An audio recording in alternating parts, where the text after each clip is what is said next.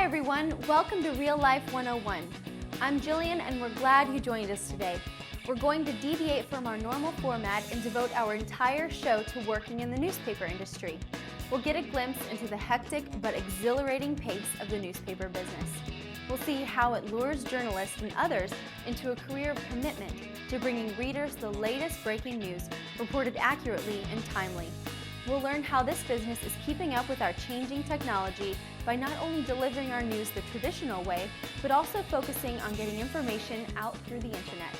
First, we're going to catch up with the staff writer and learn how he hits the streets to report on the story and meets his deadlines.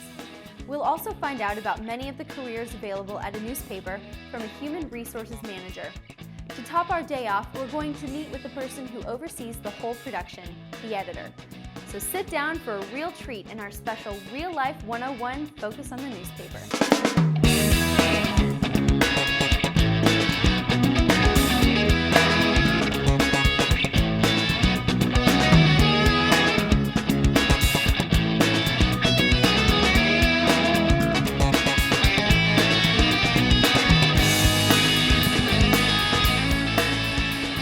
We're the hosts of Real Life 101.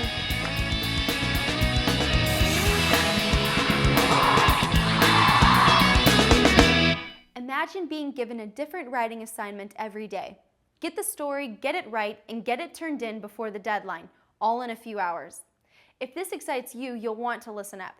Carly got a look into the hectic but exciting career of a writer from Walter Pancheco, an interactive reporter for the Orlando Sentinel. He'll tell her how he got into this business and what keeps him going. What is an interactive reporter? Well, we not only do we do print stories like what a traditional print reporter does, but we also work a lot on the internet. We file stories sometimes first online because we have a lot of readers now that prefer to get their news online instead of the newspaper.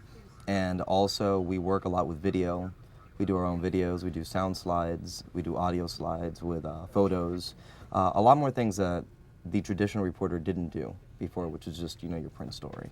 And that sounds like a lot for one person to do. Do you have teams or anything? We do. We, in particular here at the Orlando Sentinel, we have a morning team. It's 4 reporters, 2 general assignment reporters, a police reporter, and a weather and traffic reporter. On top of that, we also have an online team that does production. They're the ones that work with our stories to put them on the internet. We also have a multimedia team that does a lot of video, and then we also have a photography department that works with us. So tell me a little bit more about your work experience. Have you always worked on this part? No, actually, I started with the company working for the Spanish language publication. It's a weekly. It started in 2001. It was a bilingual product to begin with, and then we made it all in Spanish. And we did all the reporting mostly in Spanish, but obviously a lot of people here don't only speak Spanish. Mm-hmm. But there was a lot of translating that we would do. We would report in English and then translate in the paper in Spanish. A lot of those stories ended up running in the Orlando Sentinel in English because we would translate them ourselves. I did that for about 5 years, and then when this team started up, I came over here. And again, it's very different because it's obviously now all in English. Mm-hmm. But on top of that, I have all the multimedia stuff that we do. And I still actually do some stuff with El Sentinel in Spanish because, it's great when you speak another language and you could do your craft in more than one language, in more than one way, and with different media. What is your educational background? I went to college in Miami, Florida International University. I was lucky enough to start working at the Miami Herald immediately after graduating. And that was a great bonus for me because it taught me really good quality journalism all at once in those 3 years. And I was able to get a lot of great stories that way. And then when I came here, it was a new experience because I had never written in Spanish in my life. Everything had always been in English. So it was a shock to my system to be in a different community to begin with. Was that a struggle for you? It was at first because I didn't even know where to put accent marks on certain words in Spanish. My spelling wasn't all that great. And it was just a crash course on Spanish. And that was good too. And it also taught me some reporting skills that I use in English that I wouldn't have known if I wouldn't have reported in another language. What is the most exciting thing about your job? It's always something different. Sometimes it'll be just something silly, something fun. UCF changed their name, their logo, and I went to cover that, and, UCF fans are real strong fans, and, mm-hmm. It's just neat talking to them, too. So every day you get to meet a variety of people, you talk about a variety of subjects, and you really broaden your experience and your knowledge on so many things, religion, politics, government, goofy stuff. So it's a job where you're constantly learning. Do you have any advice for somebody who wants to get into the newspaper business? Well, yeah, the newspaper industry is changing a lot these days. It's no longer print, as we discussed earlier. There's a lot of internet now, and everything is sort of aimed at the internet. If you could really boost your internet skills and your multimedia skills, learn how to do basic videotaping of a news event, learn how to do photo slides, audio slides, all that stuff, and they're relatively easy. But the more you master those, it's really a benefit that maybe other reporters that have just been doing print don't have. So you'll always have an advantage over those people. What special skills do you think are needed in order to be a reporter? I think the ability to really talk to people, sometimes about difficult things. Sometimes people don't want to talk to you, and you have to figure out how can I get this person to talk to me To open up. without insulting them and trying to get the information, because nobody really ever has to talk to you about anything. They could just say, I don't want to talk, and then that doesn't help you, and then your editor's going to be like, well, try again. Why, they've got to tell you something. You got a story that we got to put in the paper soon. So you really need to learn how to talk to people and deal with different temperaments. Also, obviously, be really good at language, know your grammar, know how to write, because that helps out the copy editors who clean all that stuff up anyway. But those are just some basic skills you need to know. And also accuracy, that's important. Learn how to be very accurate and know the importance of accuracy. So. Well, thank you, Walter. This has been very Thank you very educational. much. Thank you so much. If you enjoy writing, are inquisitive, always like to be in the forefront of things, maybe a job as a reporter is for you. You need to start writing to find out. Get on your school newspaper staff, write blogs on the internet, and try to get your writing published. Prospective employers find a college education important, but along with that, they want to see your writing, and lots of it. Being well-rounded and knowledgeable in many areas is also important. Interning or even volunteering at your local paper as a gopher is an important part of getting into this exciting career. Real Life is coming back with more. And we're back. When we think of jobs at a newspaper, we tend to think of reporters and photographers, but they're only the tip of the iceberg. Getting our news, gossip, sports, and ads delivered to us every day is a huge undertaking and requires a multitude of people. Human Resources Manager Kathy Hertz talked to Carly about the various professions within a paper. You'll be surprised to find out the different career options at a newspaper and the different types of people the industry attracts. And you are Vice President of Human Resources, so that means you oversee a lot of jobs. So tell me about the different jobs here at Orlando Sentinel. Well, there's a large range of jobs at the Sentinel, from skilled jobs like our press operators to columnists and photographers, to our technical support, web developers and content developers, sales staff, and the people who make sure your newspaper gets thrown on the driveway. So there's over 300 different kinds of jobs, which is really the great thing about a company like ours. Couple of areas that we really have a lot of job activity in, and that's in our advertising sales area, where we're always looking for folks, whether they're doing internal sales, meaning they do the sales over the telephone with customers, or they're outside meeting and building new relationships with customers. They're knocking on doors of small businesses and opening the doors of large businesses and selling advertising contracts for those businesses to put ads in the paper.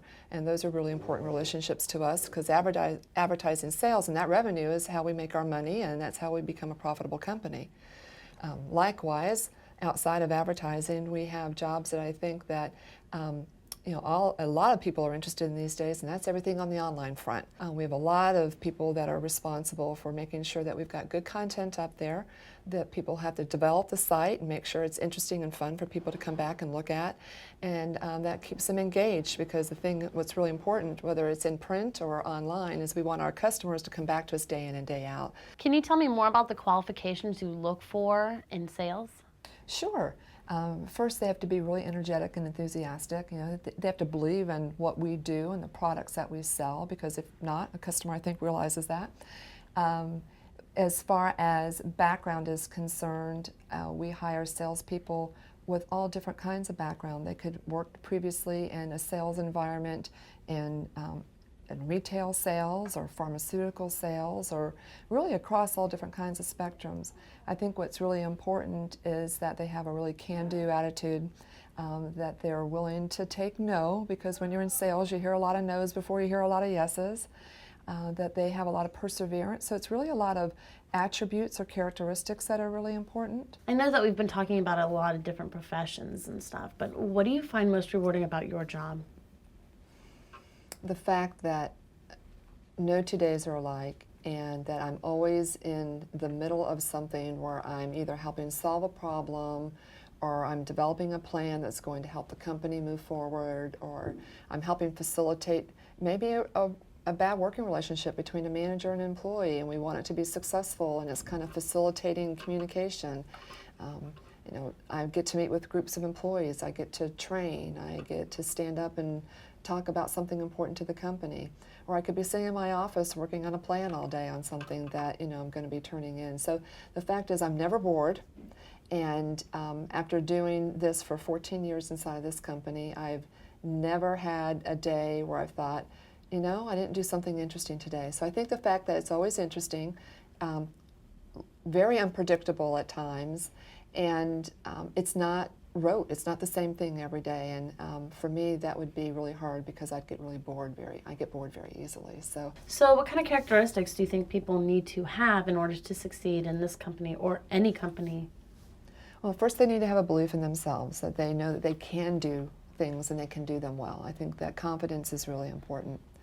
That they listen well and work with others in building relationships, because you can't work in any company and be successful on your own. It takes working with others, and they support you and you support them. And being a team. And being a team. And a lot of people think, well, I can do this on my own, or I want to shine better than somebody else. And you know, you might get something in the short term for that, but not in the long run for that.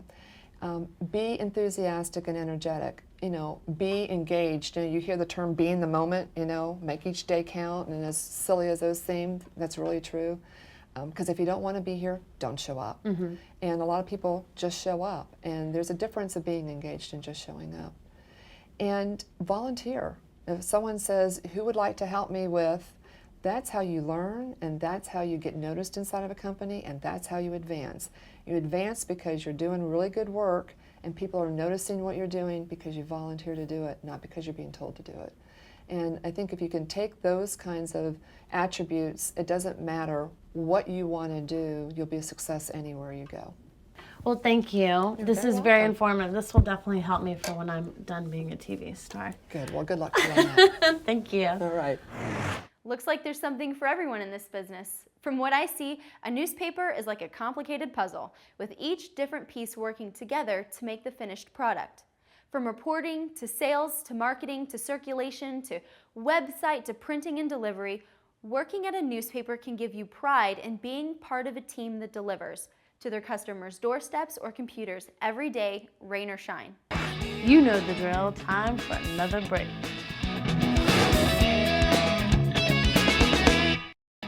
It's time for more Real Life 101. Now for the moment we've been waiting for. We're going to meet the lady with the enormous task of overseeing the quality, accuracy, and tone of the entire paper each and every day. Without further ado, let's meet Charlotte Hall, the Senior Vice President and Editor for the Orlando Sentinel. So, what do you do? I sit in this big office. All day long?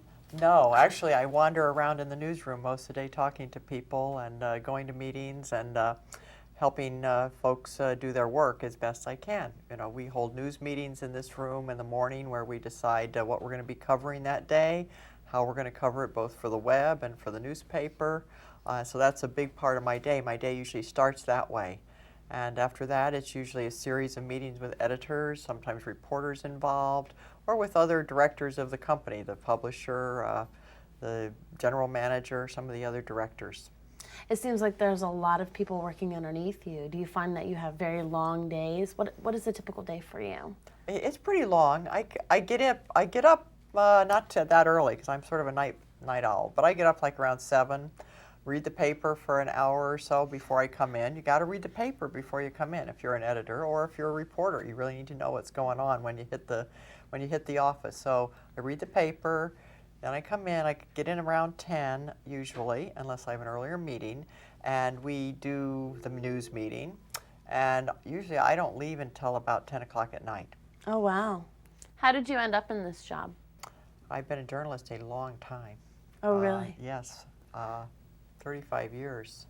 And you start, you sort of start at the bottom and work your way up. I started as a reporter at a very small paper in New Jersey, and then sort of became a city editor and went to various papers. I worked in Boston, I worked in Washington, D.C., I worked on Long Island for 22 years, and then I came here 3 years ago and became editor here in Orlando.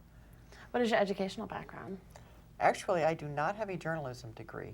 Oh, really? I have a degree in English. I went to liberal arts college in the Midwest and got a bachelor's there and then got a master's degree in English. Originally, I thought I was going to get a PhD and be a college teacher, but I decided it would be much more exciting to be a journalist.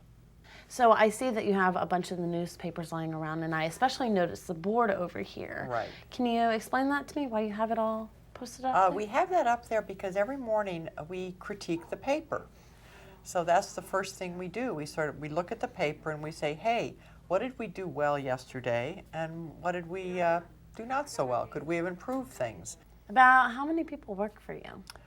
In our newsroom we have about 265 people, and most of them work for me. Some of them work for our editorial page editor. It's a big newsroom.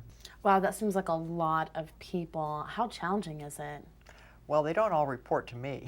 That would drive me nuts. Okay, good. so that's the good news. I think that as a manager and leader in a newsroom, you need to provide vision and direction, and you need to lead by example, but you don't touch every person every day. You just really can't. What are the best assets for a good editor? Well, first let me just say for a good journalist, I'd say number one, intellectual curiosity. Being interested in how the world works, and so I think an editor needs to have that too. An editor also needs to have balance and fairness, the ability to communicate well, and to delegate well. You're a leader, but you can't micromanage everything, so you really need to develop leaders underneath you. So basically having a team too, being able to Yes, work with the team. yes, working very well with the team and being able to develop a team. The newsroom, probably even more than some businesses, is really a place where teamwork is crucial, because as we're putting out a new paper every day, all the parts have to work together very well. What is the most rewarding part about your job? Getting up in the morning and picking the paper up off the driveway and looking at it and saying, my gosh, isn't this cool? We did this, and finding great stories there. And I think finding the great stories there, the stories that are investigative stories, the stories that touch the heart, the stories that excite you and tell you something new, that's the best part of being an editor. Thank you so much. I really appreciate it. It's been very informative. Well, thank you, Carly. Thank you. Being a newspaper editor is an enormous responsibility. The editor works closely with the editorial team, reporters, advertising staff, printers, and publishers. An editor has a vision of how the finished newspaper should look and is able to communicate this vision to others on the team. Most editors have worked various positions within the industry to reach the top. An editor should be well-rounded and knowledgeable about current affairs. This is not a job for wimps. A newspaper editor is a very high-stress job, and the editor must be sharp and able to remain calm under pressure. But just imagine the satisfaction of being the editor of an award-winning paper can bring. If you're driven and interested in running a paper, set your goals high and get started working hard to achieve them. I think I'm going to sit back and read the newspaper while you guys take a break. All right, we're back. Well guys, that wraps up our Focus on the Newspaper edition of Real Life 101. As I said earlier, if you'd like to learn more about the various careers within a newspaper, make sure you check out our website at rl101.com. Next week, we're going to have 3 new careers for you to think about. We'll be introduced to the career of planning for people's financial security when we meet with a certified financial planner. Plus, we'll visit with a pediatric physical therapist and see how she helps a 9-year-old boy with cerebral palsy. Is your room a mess? Well, you'll meet a lady who can help you get organized, and she won't nag, I promise. So join us again next week on Real Life 101, where we'll be here once again to explore the question, what do you want to do with your life?